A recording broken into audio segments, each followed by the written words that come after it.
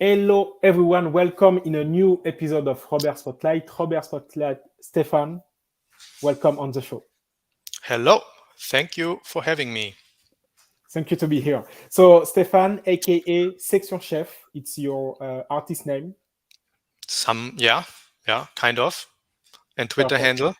Mm-hmm. Okay. Yes, that's me. Could you present yourself to people that don't know you?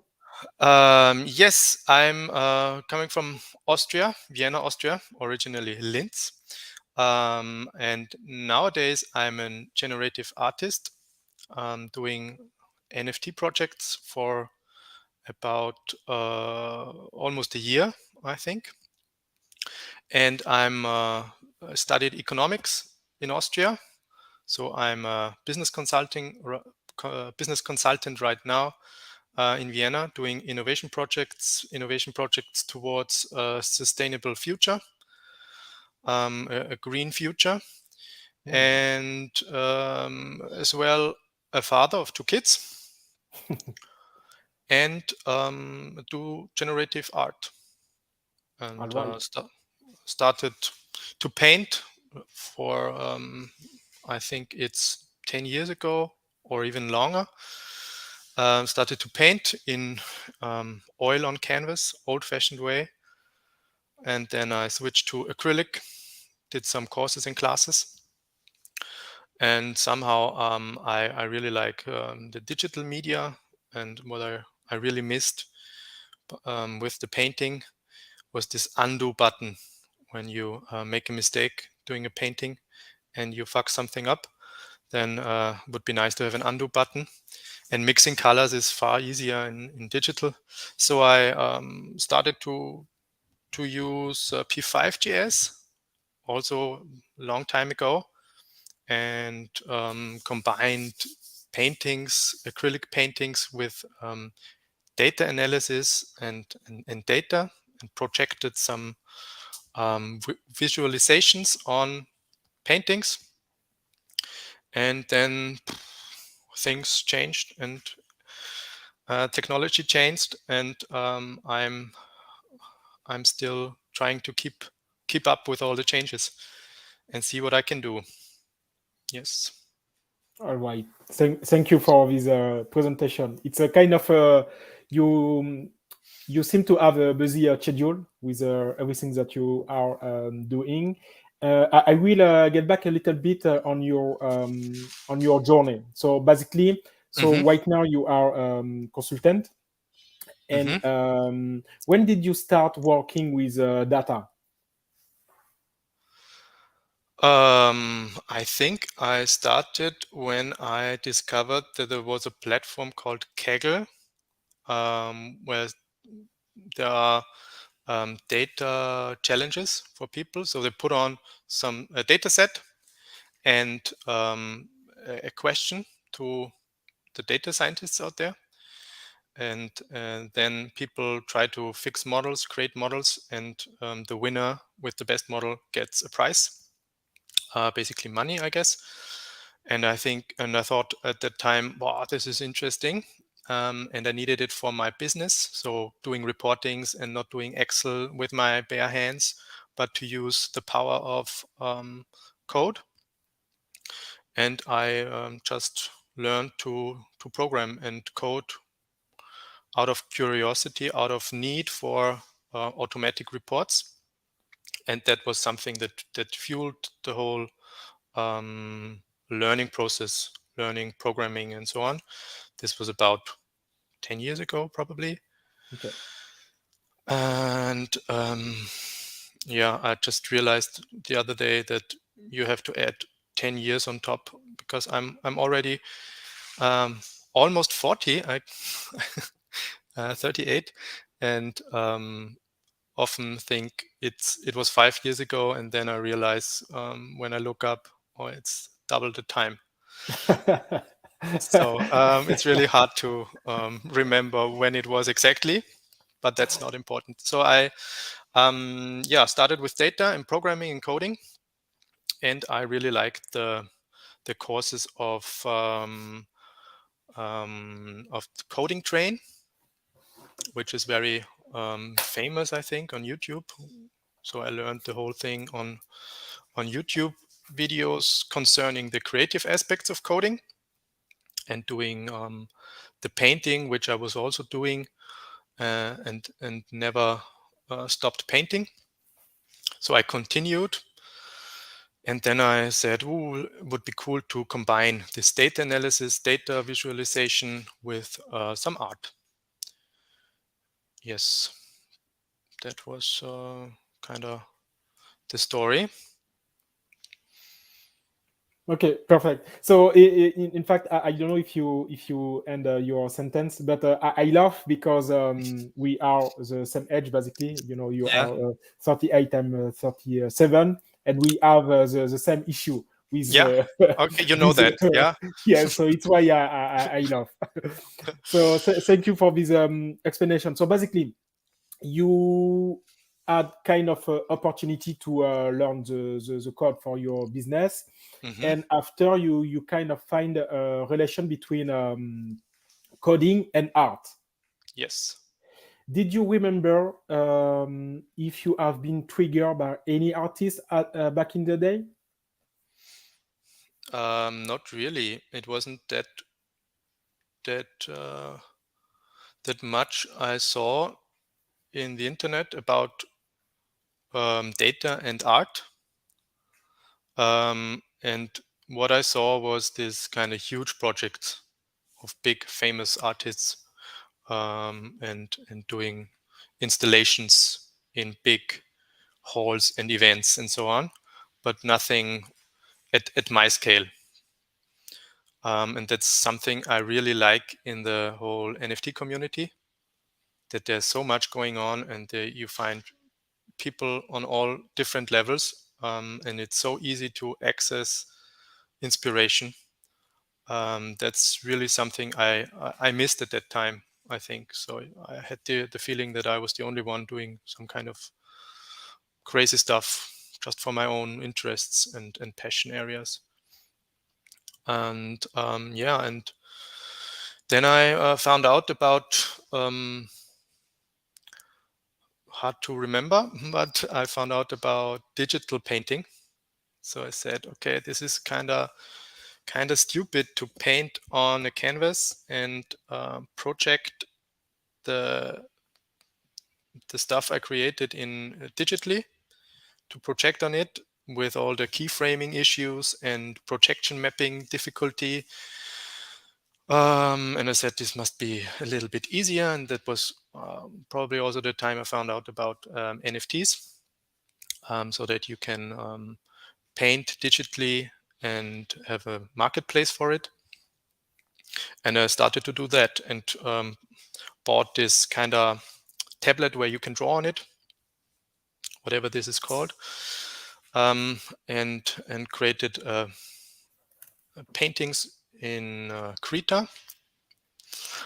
For instance, I did a painting for the COVID statistics of Austria, visualizing the daily rates, the daily statistics of hospitalizations and mortals and so on a painting.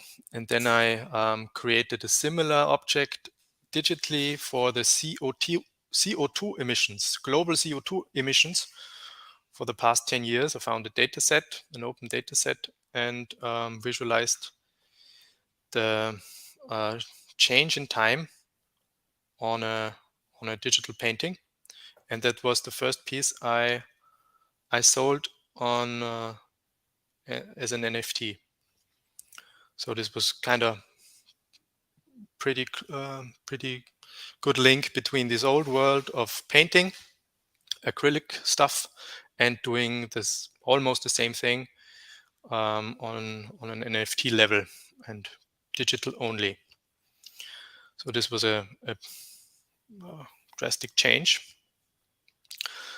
And yeah, that was the first painting I sold, and the first NFT adventure. Okay. And it was which one? The COVID stat or the global? It was the CO2 emissions Okay. visualization. That was the first one. I published on Hic et Nunc. So that was the the crazy times when you saw what the hell is going on in this world, the Hic et Nunc community, a new universe of crazy stuff, many things too crazy for me, but still some movement, and this community which was easily accessible for me. That was a great breakthrough and a great motivation. Okay. So, and then I put out this painting.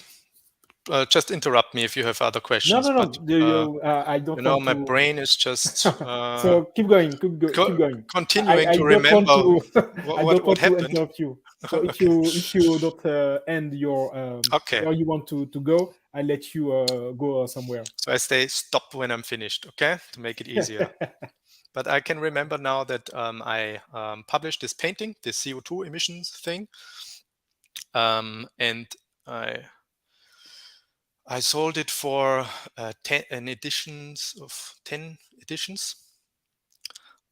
pieces, and I sold it for 0.01 Tezos on Hic et Nunc, and I was totally thrilled to see that people bought it in 2 minutes, and I was the happiest man alive for this afternoon. So that people actually were interested in stuff, although it wasn't a lot of money. Just to know the fact that people liked the stuff, and we made a transaction with something I created. That was a big thing for me, because that was the first time I sold anything.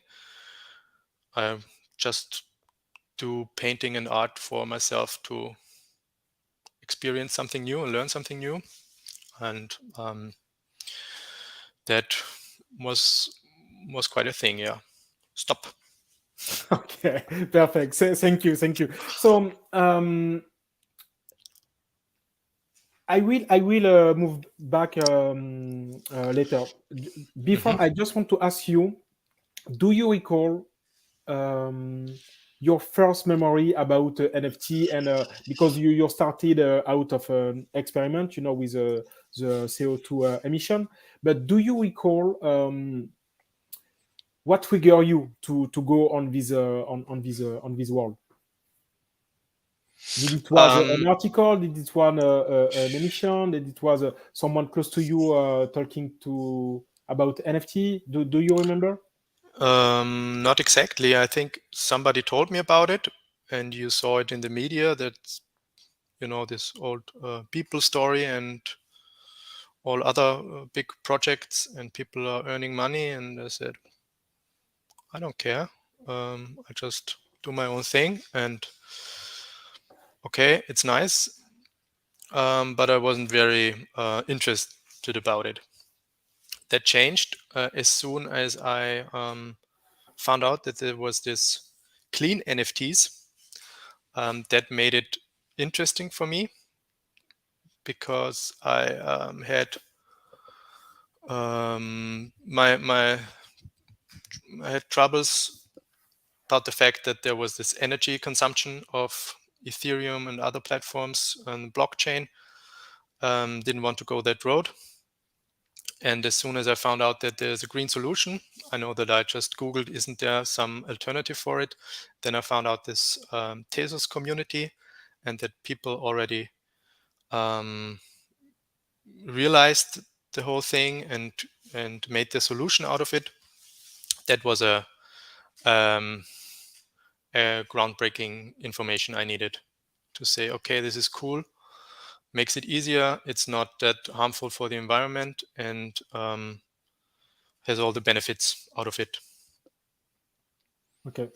And then it started, and then I found out about Hic et Nunc, watched that. I wasn't too thrilled about the results I've seen there. So all the artwork there wasn't my personal taste, most of it. But still, to see what was going on, and every second there's something new published over there. So I never dealt with OpenSea and so on. I just just went straight to Hicketnunk, and then I remember what was really important for me and the whole path towards generative art was a tweet of Ismaelio. I don't know if I pronounced this correctly, because for me he's just some Twitter handle and an image, a profile pic. And I saw what absolutely cool thing you can do with code and pure JavaScript and generative art, the whole concept that changed. Okay, so basically it's that tweet that lead you to dig deeper on the generative art. Yeah. Okay. Because I really liked what I saw there, and was quite impressive to see what you can do with it. And I said, I want to do that. Okay, so it was kind of a discovery for you at that time. It was, sorry? Discovery. Yeah, it was the big eureka moment. Okay, get it. So, okay. Wow, so this is really cool. From this eureka moment, did you study on your own, or did you try to find other kind of a generative art movement to be inspired by? Yes, it was the keyword I needed. So the first keyword was green NFT or clean NFT, and the second one was this generative art or Gen Art Club. And once you have these hashtags, then brain overload and total overload of inspiration. So this is what I meant before. It's so easy to access inspiration and interesting stuff. I can go to museums in Vienna, but I see stuff I already know. And opening up Twitter and searching for those hashtags is amazing, and so much worth more. Okay. And yeah, then I started to follow all those big guys like William Mappan. I don't know if this is pronounced correctly. Sorry for that. No. But yeah. Will you be able after the interview to send me a tweet, like a direct message with the account that you refer to? Because I take some note, but yeah, sure. Yes, so thank you. Sure. So my heroes. I mean, these are all well known, but there are less known people. Like every day you see something extraordinary, and wow, I don't know how they are doing this, but I like it, and you just celebrate it, and that's really, really cool in this community. Everybody is celebrating what other people are doing. And do you reach out to because here you talk about being influenced by someone else's works? Do you sometimes reach out to someone to ask deeper information about, or did you technically achieve this thing? Do you do that? Not yet. I would love to, I guess, but I haven't done it. I have so many stuff I want to try out and experiment on it. I'm still in this exploration phase of let's see what I can do and so on. And I would love to come up with a collaboration with somebody else, because that's also another cool feature of this NFT community or NFT movement, that you can collaborate easily with others and bring out cool projects together and learn from each other. That would be cool. But for my current situation, I have so many things I want to try out, and still so much areas I want to learn.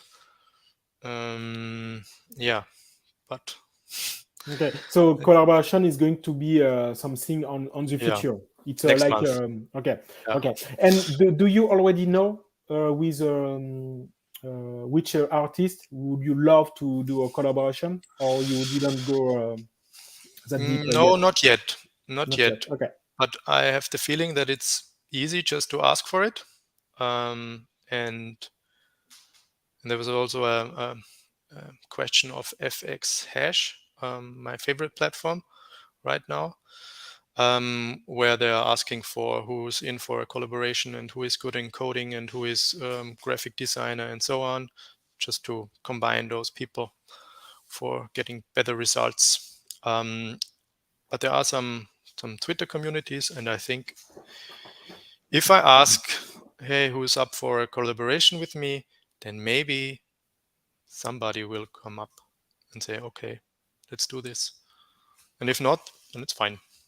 Okay, but so today you don't have any kind of target, like No, okay, no, get it. no hit list. Okay, perfect. Regarding your day to day, what is your day to day? Because my assuming, I know you not that much, but from what I heard from you, it's kind of side thing, the gen art. It's not your what you are doing during the day. Yes, but it's, you think about art all the time. And I think about my projects all the time too. And you just prioritize and see what is important now. So I'm in the office right now, for instance, but I can talk to you, which is more the art world for me. And if I have to do something in the evening for my business, then I do that. So it's my own decision. Okay, perfect. So Yeah. you basically you handle Yeah. your schedule as you want. Yes. And like this whole pandemic effects was like you can have a meeting in the garden, and then you shut down your laptop and do something with your kids. And half an hour later, you have a good idea and you note down something for the next painting. So Perfect. it's very dynamic. Yes, flexible. Flexible. Yes, I would say. Okay, it makes perfect sense for me. We So you are know kind that. of the same, the same. How to call it, avatar. Yeah. So mind Tetris or something. Yeah. Yes.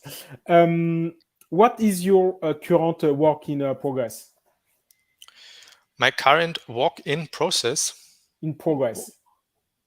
Current Because work. I saw on Yeah. your Twitter, you put sometime the hashtag whip. Yeah. Yeah, exactly. I just try to do a new version of something of a work I really liked. When I started, it's called Landstreicher. It's very minimal, and it's just some hatches, some lines on a canvas, and it's a grid, a dynamic grid. So each time you refresh your browser, you have a new composition. And I'm trying to make this larger for the resolution. I would like to print it and hang it up on a wall somewhere. That's why my wife urged me to, almost forced me to make a new version of it, because she wants to hang it up, and I would love that too. And that's why I need to redo it and to rework it and make it better with all the stuff I learned in the meantime. And yes, it's not quite clear if I do a very limited update of this work, or if I go further and make something new out of it. So there's a list of stuff I want to do. And the next one is the brush. I came up with a concept yesterday for a new brush, which I have to try out maybe tonight. Okay. Let's see. Yeah. And the last thing I did was a 3D artwork called Medusa, which was also kind of a new thing for me, working with a physics library in JavaScript and doing this on a perceived two-dimensional level. So it was a painting with physics engine, I would say, different to all the other stuff I did before with physics engine. But it's hard to talk about art. I don't really like that much. I really like to show it or to watch it and just keep my mouth shut and experience it. Okay. Yeah. And why, if it's why you are not comfortable to talk about art? No, I think it's crazy. It's I create the stuff for watching it and not for explaining how I did it and what I thought about it, and then I just write the letter and you can read it. The thing is the artwork itself, and everybody should look at it and find out if he likes it or she likes it. And if not, then it's okay. But it's a bit crazy to talk about it all the time and do this crazy descriptions of the philosophic moments you had while working on this artwork. Yeah, normally I just write, there's all there is to say, and that's it. Perfect. Regarding your process, do you, so you work with a algorithm, right? Mm-hmm.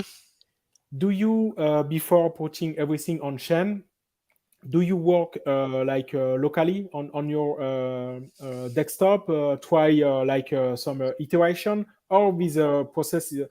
Could you talk a little bit about your process before putting things on a FX Arch? Okay, I have, where do I start? It normally starts with publishing a project. Then it's, oh, crazy moment, and how will it be, and what do the people say? And at that time, I normally already have an idea for the next thing, because I stop working on the artwork as soon as I say, I don't like it anymore. I would like to work on the next stuff. And then I copy my all the code I need.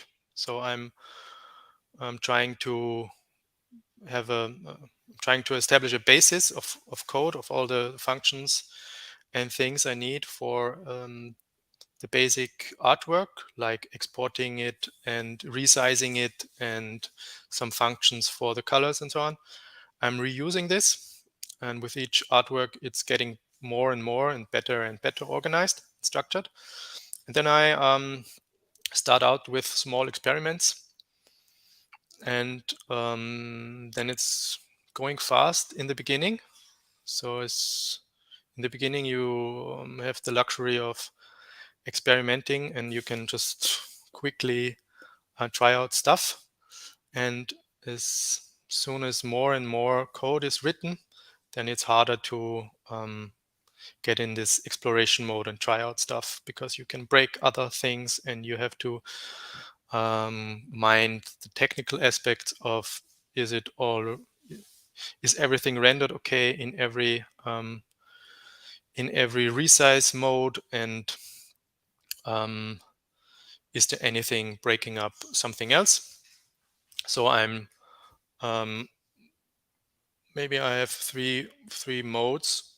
I'm thinking about what I would like to do and take notes like during the day and come up with an idea. thinking about it while I go to work or wait for the bus or so on. And then I note it on my phone. And the next thing is I try to do it, build it and program it and try it out. And it's so important to have the environment where you can try out stuff and don't be limited to, okay, I thought I will do this. And most of the time it doesn't work. So you have to explore, okay, I expected it to be different. And then you have to change. And it's really, really important. That's what I learned, to have this environment where you can quickly change, explore, and don't break up anything. And that leads me to the third mode. It's the programmer mode of structuring code, organize it. What about performance, the technical details. This is the kind of software engineering aspects of it. And all the time I'm oscillating between those modes, what is needed most. So I have my task list. What is the biggest question mark now? And then I try to tackle the biggest question mark. And this is kind of similar to my innovation projects I'm doing at work, because you try to figure out what is the biggest problem right now, where's the biggest uncertainty, and try to tackle that point, and then you do the next step. So it's very much the same. Okay. So thank you to explain this. Hope it was clear. Yes, it's very clear. It's just I'm gathering the information real time and also thinking about the follow-up question. My follow-up question, it's about when you do the when you are testing the algorithm to find out if what you were thinking about, it's really what it's happening. Maybe sometime you have like a little good surprise, maybe sometime bad surprise. But where I want to go, it's about the variation. Did variation? It's a big thing for you when you look the iteration. Yes, that's the generative art moment of using randomness to make it interesting and to make it conceptually challenging, to have these different iterations and different results, but all out of the same recipe, out of the same algorithm. So I work with a standard set of colors for an instance, and then I change the colors and use something else in order not to get too static, too fixed on a specific image, but to change it and see the artwork with different parameters and different contexts, and try out the different elements I can tweak to make this artwork look different with each iteration. So it's a very, very nice and very important aspect of this generative artwork, to use randomness as a friend. Okay. And regarding the randomness, how do you come up with 100 edition? How do I come up with what? Currently, I'm on your FX Arch page, Yeah. And, there is a 7 collection, and mainly it's a 100 edition. 100 editions, yeah. Yes. I'm trying out different stuff. I don't know what the whole point is about the editions. I mean, having less pieces makes the price go up, probably. I don't know. That's what my economic logic would say. But I just try out something and so see how it's it just goes. out So of it's a try. 100. Yeah. It's 150, 250. I have no idea, and I'm still experimenting about the publishing process. So what's best? Do I post it on weekdays or in the night, or how long until, or how many information do people need? Is it 1 week before publication, tweeting about it and say, hey, this will come up on Sunday, 8 o'clock Austrian time, be there? Or is it in the next 10 minutes, Stefan Schwaha is publishing his newest, biggest success? So I'm trying different things and see what comes up. So far, I haven't found the solution.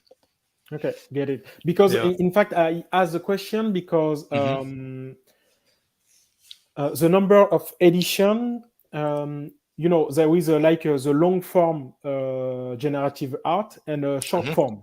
And the short form, it's where when the artist do the curation beforehand. And the long form, it's when basically it's on the collector side to make the curation, And so my question was, did this thing was a thing for you as well, or it's really something that you didn't consider? No, that's why I like FX Hash so much. This was another big moment in the whole NFT journey for me, to see what the concept of people have the ability to mint their own individual version of something I created. And I'm doing this code, like conceptual art, like this Yoko Ono stuff in the 60s, where you write something down, a recipe for an artwork, and somebody else builds it and uses it and owns it. That idea is amazing, and something that makes the NFT blockchain combo very powerful, I think, and a true innovation.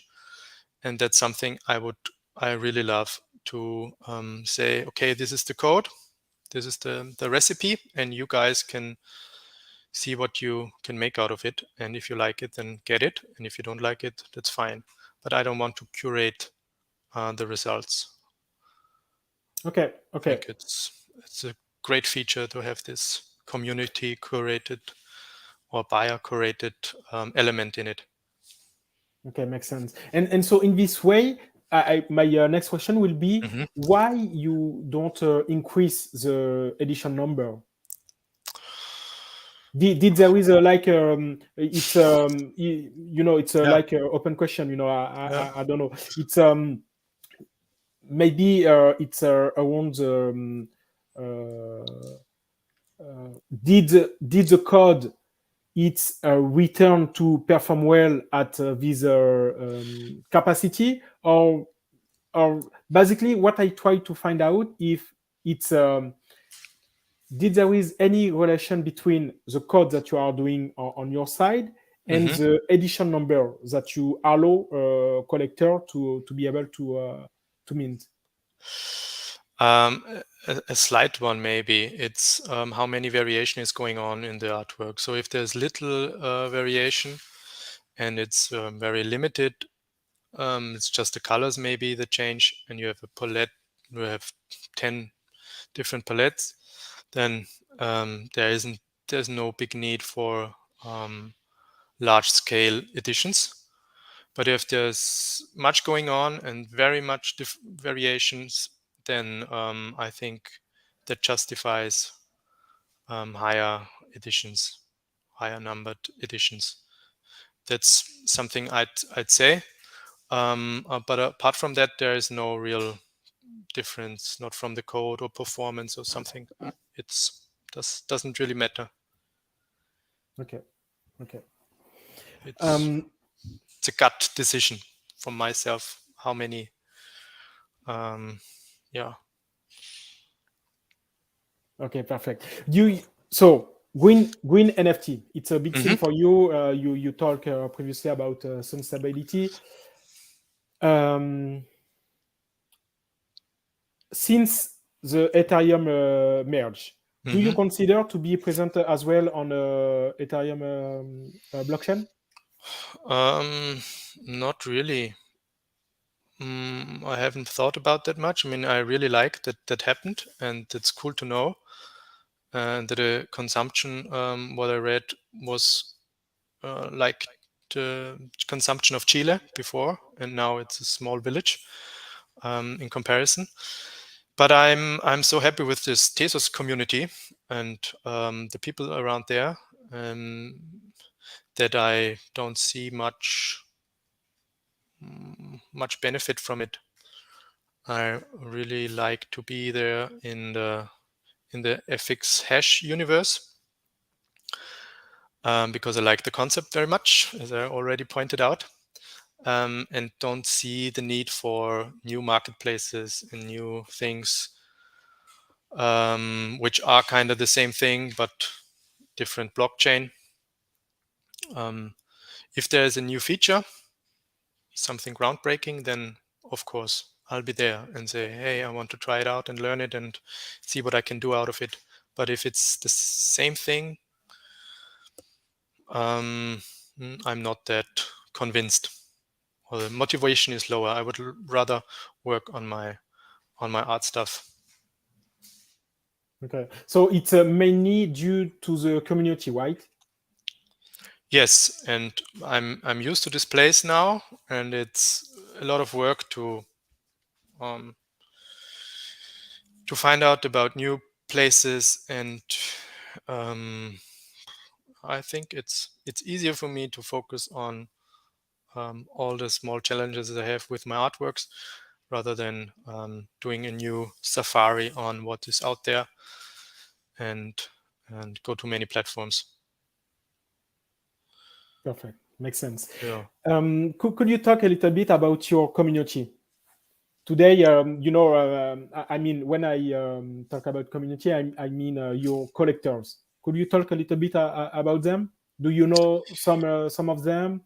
Not really. I'm really quite unsure who these guys are and what drives them to collect artworks. I mean, I totally love those people, but I don't really understand them, why and how, and it amazes me. I don't really know them. It's also on my list to contact some of them and ask them what they like and why and how, because that's really interesting to understand, and would love to have this relationship to them. But it's also it's a bit a downside of the community. Often you don't really know who those guys are. You see a Tezos wallet and that's it, and it ends there. And maybe you can link it to a Twitter handle, and then you can see, okay, who is this? But it's harder to find out the person behind it.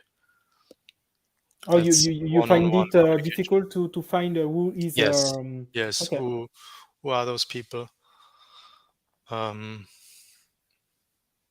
right. So maybe they don't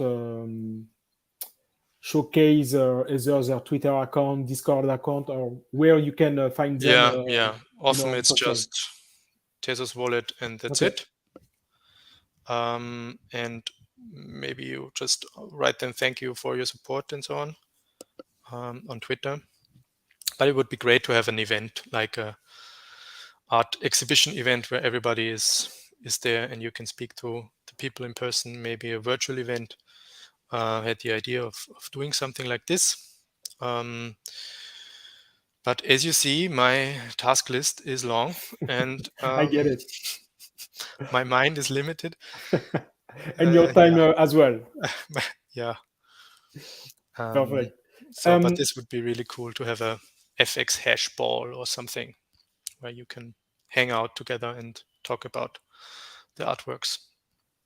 Yes, and to understand why, what drives them.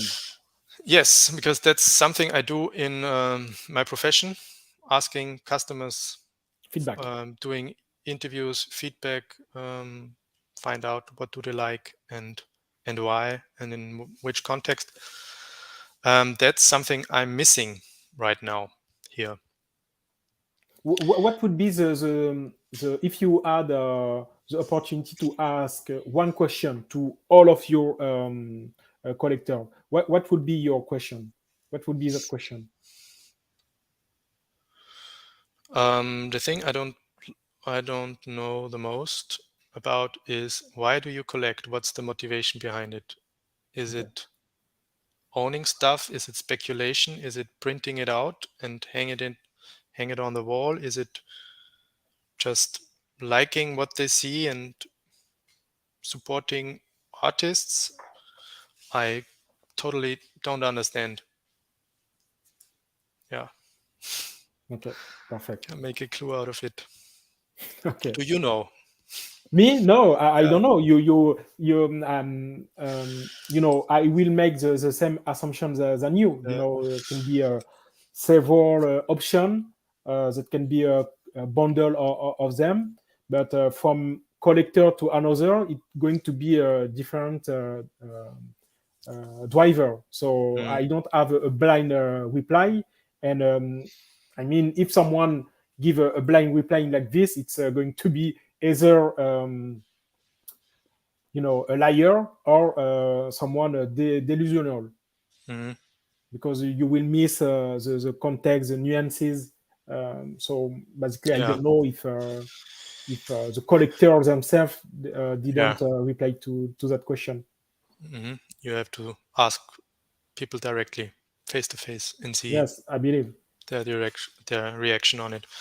Okay. Yes, and we have to talk about your donation, because you donate, if I get it right, 100% of the primary and secondary sales to a foundation. Do you want to take a little of time to talk about it?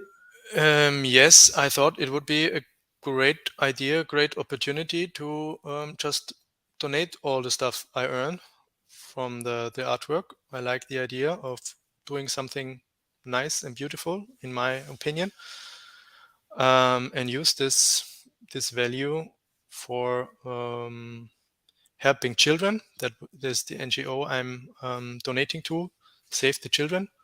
Didn't know them, but the whole crypto thing made it easier to donate.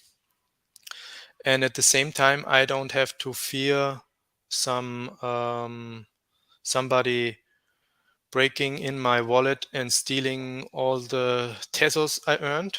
So I just get them out, and don't want to do something like a hardware wallet or something, and I don't want to mess around with taxes I have to pay. And in my situation, it's easily possible to just donate the money, and that's something I really like and motivates me. So I don't really collect anything. Some exceptions here, but I try to just look at it, admire it, what I see from others, and don't collect it. I think this is also a very it's an own job. You really have to be dedicated, and I don't want to be a collector. I'd rather be an artist, because I think this is a lot of work collecting. So I just focus on my stuff, learning, getting better, and the money which is earned goes to people who need it more than me. Yes. So makes it easier. Okay. So thank you for the reply, and it's very louable. I don't know if it's the good word in English. Louable. Say it in French. Louable. Parfait. It's like I don't know if it's an No, I'm Anglicism, just but bluffing. But I know what you're referring to. and Yeah. what would be that word? What the word would be? Yes. Well, what would be the Honorable word or if something. you? Yes, Would- it's that. yeah. Yes, it's very honorable for you Mhm. to do these things. I mean, I'm pretty. Yes. One other question. It's about the future. About So I know that you have a big task list. You want to improve yourself. You want to test things out. You want to discover new territory. How would you see yourself in a 10 years period? 10 years. I have no idea. I'm fearing of doing projections in the future for longer than 2 months. Okay. It's changing so quickly. But what I learned is that you have to do the stuff consistent, and that's something I would really I'm trying hard to be consistent with the efforts I put in my artworks, and not say I'll do this for 5 months and then the NFT hype is over and then I do something else, but rather stick to it. And for me, this generative artwork is a field I think I can work for the next 10 years without any boredom, and finding new stuff and getting better all the time. So from today, I'd say that's the field for the next 10 years, doing generative artwork and combining it with maybe other fields. Yeah. So sticking to what you do. Otherwise, it's a waste of energy and time. Okay, I like that reply. So little. I have two little things to see with you. It's something called in French pass décisif. So it's like a decisive pass. And basically, it's when I ask to my current guest, which other guests would you like to see on this podcast, and which question would you like me to ask them? There's a person which is a collector in the Tezos community, and I admire her because she's so energetic and so positive to everybody around there. Her name is Danielle King, if I'm correct, and she's like clapping for all those artists coming up with their artworks, and investing a lot of energy for artists and the works.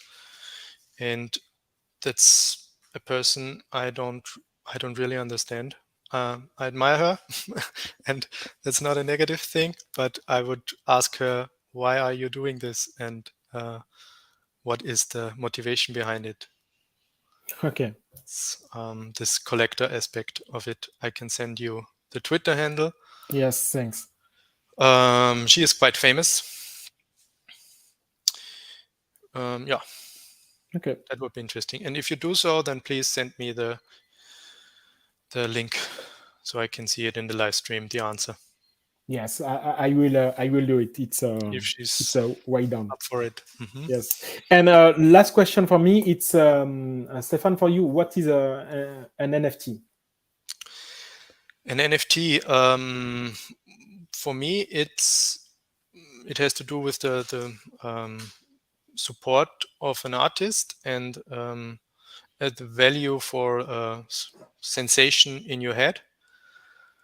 And it's still a question mark. I like this paradox of it, of owning something which you cannot own and which doesn't somehow make sense to own something like an artwork, not in the digital form, also not in the physical form of owning a Mona Lisa. Is also ridiculous, I think. And it's I see it more like not a technological innovation, but more a innovation how we perceive digital and digital works. But it's a philosophic topic, and every time I'm asking these questions and try to dig deeper for an answer, what is it, and why do I like it, and where can it lead? Then somebody in my brain presses the emergency stop and says, Stefan, do your art. That's too difficult for your brain. Do something else. So that's the place yeah. That's the end of the story. Yeah. Okay, perfect. Just heard it. I should stop. Perfect. Thank you for your time. It was a fun chat with you. And sorry, did I didn't ask you a question that you would like? Basically, I didn't cover something that you wanted to talk about? I forget to ask you. No, I think you got all which is there. Yes, I think there's nothing else what I would be missing from this conversation.